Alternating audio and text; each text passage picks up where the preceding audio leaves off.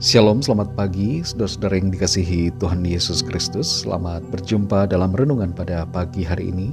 Doa dan harapan saya saudara semua ada dalam keadaan yang baik, sehat, penuh sukacita, dan berlimpah berkat Tuhan. Sebelum kita mendengarkan renungan firman Tuhan, mari kita berdoa. Pagi hari ini ya Bapa, kami datang kepadamu mengucap syukur untuk segala berkat kemurahan-Mu. Terima kasih untuk perlindungan-Mu ya Tuhan. Tuhan sudah menyertai kami dari malam hingga pagi ini. Dan di hari yang baru ini, kembali kami mengalami berkat anugerah Tuhan. Tuhan memberikan kami kekuatan dan kesempatan untuk hidup seturut kehendak-Mu. Saat ini kami mau mendengarkan sabda firman-Mu. Urapi kami Tuhan agar kami mengerti dan taat untuk melakukan kehendak-Mu. Dalam nama Tuhan Yesus kami berdoa. Haleluya. Amin. Saudara yang dikasihi Tuhan, ayat renungan kita pada saat ini terdapat dalam Injil Lukas pasal 5 ayat yang ke-35. Tertulis demikian. Tetapi akan datang waktunya apabila mempelai itu diambil dari mereka. Pada waktu itulah mereka akan berpuasa. Saudara yang dikasihi Tuhan, setiap tahun di Indonesia ada bulan puasa. Secara logika kita akan mengira bahwa bulan puasa adalah bulan yang tingkat konsumsinya paling rendah di antara bulan-bulan yang lain. Tapi pada kenyataannya, berbagai penelitian dari lembaga resmi pemerintah maupun swasta, serta survei independen dari berbagai organisasi, menunjukkan bahwa tingkat konsumsi makanan yang tertinggi justru ada di bulan puasa. Mengapa hal seperti ini terjadi? Salah satu penyebabnya adalah karena pada dasarnya banyak orang yang hanya mengubah jam pola makan, dan lebih daripada itu, nafsu makan menjadi tidak terkendali, terutama di saat ada kewajiban berpuasa. Berbicara tentang puasa, sebagai orang yang beriman kepada Kristus, kita hendaknya menjalankan puasa sebagaimana yang tertulis dalam Alkitab. Tujuannya tentu bukan untuk menghemat pengeluaran, bukan juga secara khusus untuk kesehatan. Walaupun berpuasa memang bisa untuk penghematan dan bermanfaat bagi kesehatan jasmani, tapi tujuan utamanya adalah untuk melatih rohani kita menjadi semakin kuat dalam iman dan kasih kepada Tuhan. Dalam Lukas 5 ayat 35 ini tertulis, tetapi akan datang waktunya apabila mempelai itu diambil dari mereka, pada waktu itulah mereka akan berpuasa. Dalam ayat ini Tuhan Yesus sedang menjelaskan mengapa murid-muridnya tidak berpuasa seperti orang-orang Farisi dan para pengikut Yohanes Pembaptis. Mereka tidak pantas berpuasa saat sang mempelai, yaitu Tuhan semesta ini, ada bersama-sama dengan mereka. Tapi nanti ada saatnya ketika Tuhan Yesus telah naik ke sorga, di waktu itulah mereka akan berpuasa. Di sini Tuhan Yesus tidak sedang mengajar untuk tidak berpuasa, tapi Tuhan sedang mengajar untuk berpuasa di waktu yang tepat, yaitu setelah kenaikannya ke sorga. Ketika dia hadir secara fisik, itu bukanlah waktu yang tepat.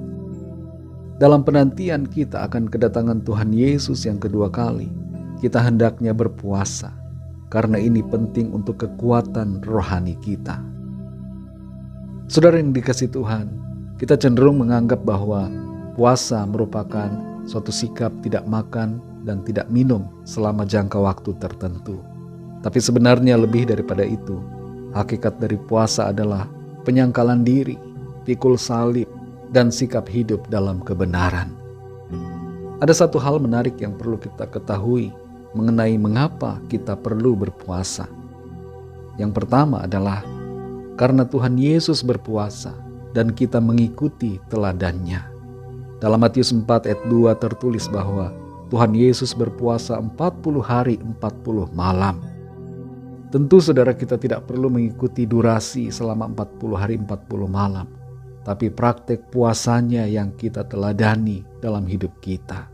Orang percaya harus dan sudah sepatutnya untuk berpuasa. Yang kedua, karena Tuhan Yesus memerintahkan kita untuk berpuasa. Dalam Lukas 5 ayat 35 ini, secara tidak langsung terkandung sebuah perintah agar kita melakukan puasa. Jadi karena ini adalah perintah, mari kita lakukan. Yang ketiga, karena kita perlu mempersiapkan diri untuk kedatangan Tuhan. Tuhan Yesus memerintahkan kita untuk berjaga-jaga menghadapi situasi akhir zaman. Ada masa yang sukar, ada banyak tantangan, godaan, cobaan di akhir zaman. Dan kita harus kuat untuk menghadapinya. Kita harus berjaga-jaga. Dan ini melibatkan aspek jasmani dan rohani kita. Dan puasa menjadi salah satu bagian di dalamnya yang perlu untuk kita lakukan sebagai tindakan berjaga-jaga. Saudara yang dikasihi Tuhan, kita perlu melatih hidup kita untuk menuruti keinginan roh, bukan keinginan daging. Dan latihlah itu dengan berpuasa. Bukan hanya sekedar tidak makan atau tidak minum dalam waktu tertentu. Tapi yang terpenting daripada itu, dan terutama adalah tidak melakukan dosa dan hidup senantiasa untuk menyenangkan hati Tuhan. Mari kita berdoa. Bapa Surgawi, Bapa dalam nama Tuhan Yesus Kristus, Bapa kami yang baik, kami bersyukur untuk firman-Mu yang mengajar kami untuk kami berpuasa, sebagaimana Tuhan memberikan teladan berpuasa kepada kami. Kami sadari Tuhan, di waktu-waktu akhir zaman, kami perlu berjaga-jaga. Dan salah satu sikap berjaga-jaga adalah berpuasa. Mempersiapkan diri kami secara rohani. Melatih diri kami semakin kuat dalam iman percaya kami kepada Tuhan. Tidak menuruti keinginan daging, tapi menuruti keinginan roh-Mu ya Tuhan. Pimpin kami terus ya Bapa, agar kehidupan kami selalu berkenan kepadamu. Kami terus melatih diri kami untuk siap menyambut kedatangan-Mu. Terima kasih Tuhan, berkati kami di sepanjang hari ini dalam segala aktivitas kami, dalam tugas pelayanan dan dalam segala hal, agar semua yang kami kerjakan senantiasa memuliakan dan menyenangkan hati Tuhan. Kami berdoa bagi yang sakit dan yang sedang dalam pergumulan, agar Tuhan menjamah, menyembuhkan. Kuasa Tuhan mengalir, kesembuhan terjadi saat ini dalam nama Tuhan Yesus. Dan yang sedang dalam masalah persoalan mendapatkan jalan keluar, mujizat pertolongan Tuhan yang ajaib terjadi. Terima kasih Tuhan, kami menyerahkan segala sesuatunya ke dalam tangan kasih-Mu. Semua rencana kami, biarlah Tuhan ambil alih, dan rencana-Mu yang indah itu terjadi, tergenapi dalam hidup kami. Dalam nama Tuhan Yesus Kristus, Tuhan dan Juru Selamat kami sudah berdoa dan mengucap syukur. Haleluya. Mari sama-sama kita berdoa doa Bapa kami. Bapa kami yang di sorga, dikuduskanlah nama-Mu, datanglah kerajaan-Mu, jadilah kehendak-Mu di bumi seperti di sorga. Berikanlah kami pada hari ini makanan kami yang secukupnya, dan ampunilah kami akan kesalahan kami, seperti kami juga mengampuni orang yang bersalah kepada kami.